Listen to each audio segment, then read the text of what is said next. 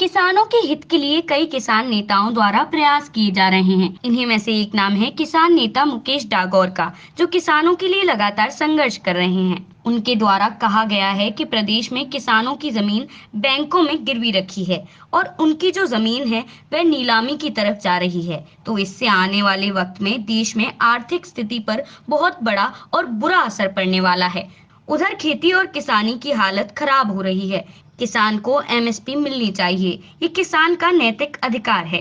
किसान लगातार 1966 से एमएसपी की मांग कर रहा है, लेकिन उसको एमएसपी नहीं दी जा रही है, जबकि व्यापारियों को एमएसपी चीनी पर दी जा रही है। चीनी मिल मालिकों को दी जा रही है। इस देश में प्रधान है कि चीनी 33 रुपए किलो से नीचे नहीं बिक सकती। अगर कोई बेचेगा या खरीदेगा तो उसे सजा का प्रावधान है। जब व्यापारियों के लिए एमएसपी निर्धारित की जा सकती है, तो किसान की फसल के लिए एमएसपी क्यों नहीं निर्धारित की जा सकती? किसान 70,000 रुपए प्रति बीघा के हिसाब से एक गेहूं की पैदावार कर रहा है और मंडी में उसका गेहूं बिक रहा है।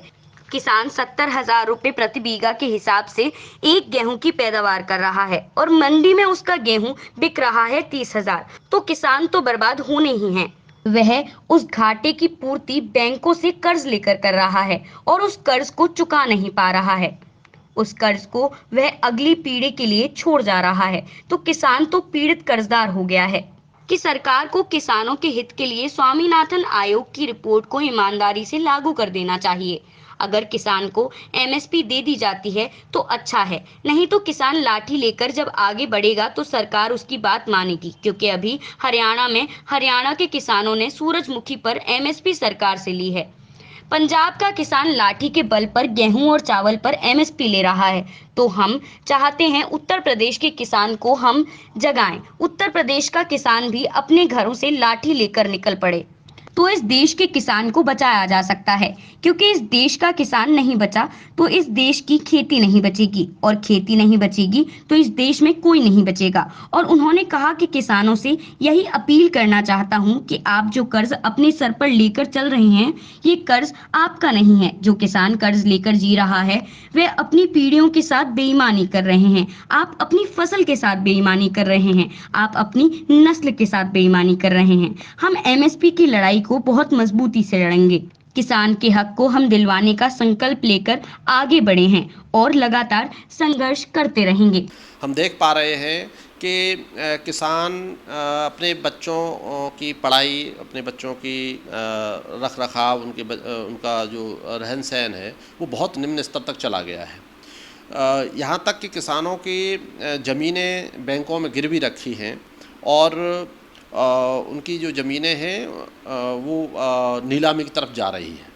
तो इससे आने वाले वक्त में देश की आर्थिक स्थिति पर बहुत बड़ा और बुरा असर पड़ने वाला है। उधर खेती और किसानी के हालात ख़राब होने वाले हैं। किसान को एमएसपी मिलनी चाहिए, ये उसका एक नैतिक अधिकार है। नहीं, देखिए, देश में एमएसपी लागू करने की कोशिश किसी ने नहीं की, बल्कि किसान लगातार 1966 से एमएसपी मांग रहा है, लेकिन उसको एमएसपी दी नहीं जा रही।